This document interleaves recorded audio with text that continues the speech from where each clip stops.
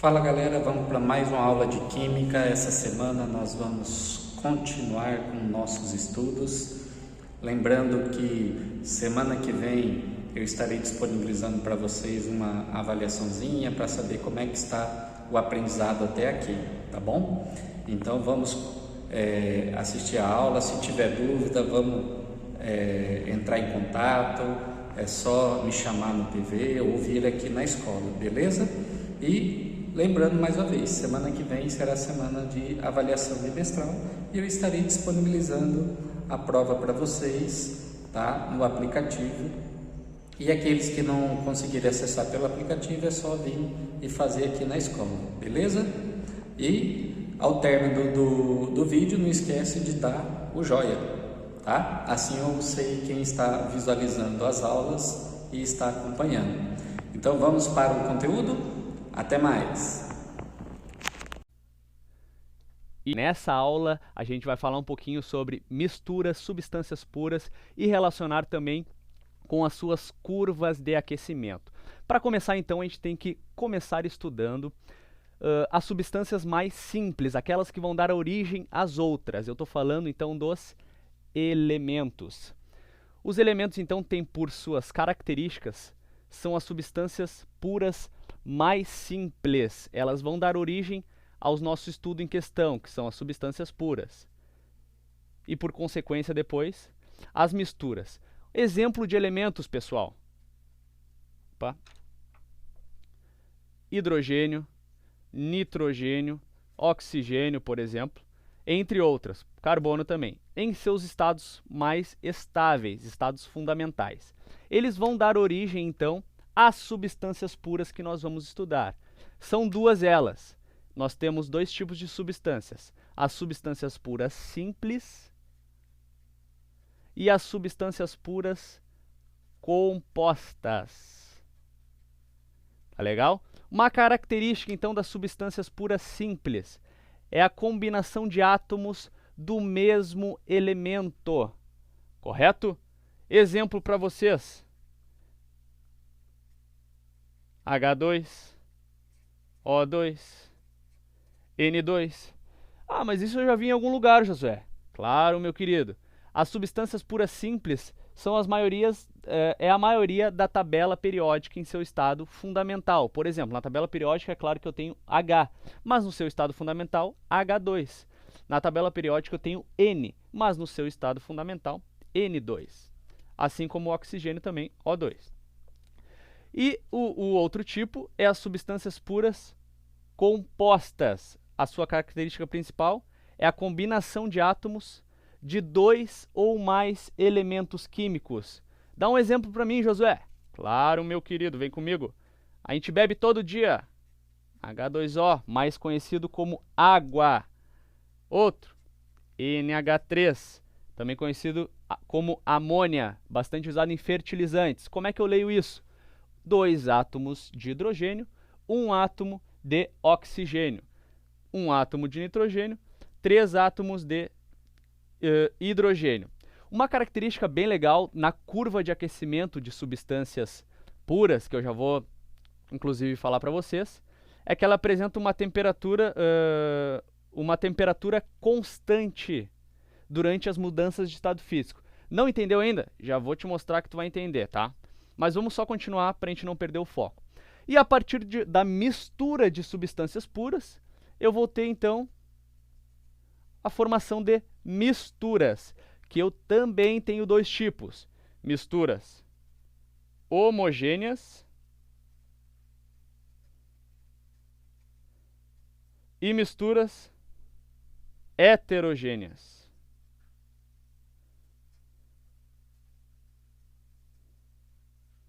Qual é a diferença entre elas? Já vou te dizer. Uma característica das misturas homogêneas é formada por dois ou mais componentes numa única fase. Me dá um exemplo. Por exemplo, a gente acorda de manhã, vai lá na cozinha, prepara aquele achocolatado. A gente bota uma porção de leite, mais um pouquinho do achocolatado, né? Leite líquido e o achocolatado em pó. Nós temos uma mistura homogênea, aquela cor característica do achocolatado. Então, um exemplo é o achocolatado que a gente prepara de manhã. Achocolatado. A gente não tem nenhuma diferença de fase visível no copo, certo? Tá, mas então, qual é a diferença entre mistura homogênea e heterogênea? A heterogênea, ela é formada por esses mesmos dois componentes, mas eu tenho duas fases presentes. Por exemplo, se a gente misturar água e azeite, tentei representar para vocês aqui, um copinho com água e azeite. O azeite fica na porção de cima e a água na porção de baixo, pelo fato do azeite ser menos denso. Eu tenho visivelmente a formação de duas fases, visivelmente uma película separando estas duas fases. Esse é um exemplo de mistura heterogênea. Água mais azeite. Certo até aqui, pessoal? Definimos então elementos. A partir dos elementos mais simples, nós temos a formação das substâncias, aliás, que podem ser divididas em simples ou compostas. Simples é o mesmo átomo formando aquele elemento, e a composta, dois ou mais átomos formando a molécula. E a partir de substâncias eu tenho a formação das misturas, que são divididas em homogêneas ou heterogêneas. Homogêneas eu tenho a formação de apenas uma fase, e heterogênea a formação de duas fases. Uma característica também, que a gente já vai ver na curva de aquecimento das misturas, é que as suas apresentam uma temperatura variável durante as mudanças de estado físico. Já vão entender, certo? Então, visto isto, a gente tem então as curvas de aquecimento. Como é que eu leio essas curvas de aquecimento? Vem comigo. Primeiro, eles estão em dois eixos, um representando a temperatura em função de graus Celsius e outro pelo tempo. Aqui eu tenho um gráfico de substâncias puras, uma curva de aquecimento de substâncias puras. Por quê? Como é que eu sei isso? Porque ele apresenta uma temperatura constante durante as mudanças de estado físico. Presta atenção, onde é que eu tenho temperatura constante? Nestas duas linhas, caracterizando então uma curva de aquecimento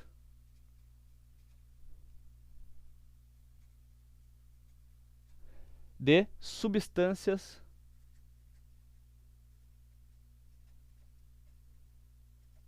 puras. Lembram ainda?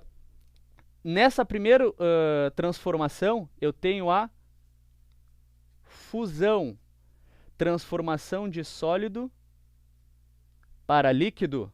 E nesta outra curva eu tenho a ebulição, transformação de líquido para gás. Lembram ainda das transformações de estado?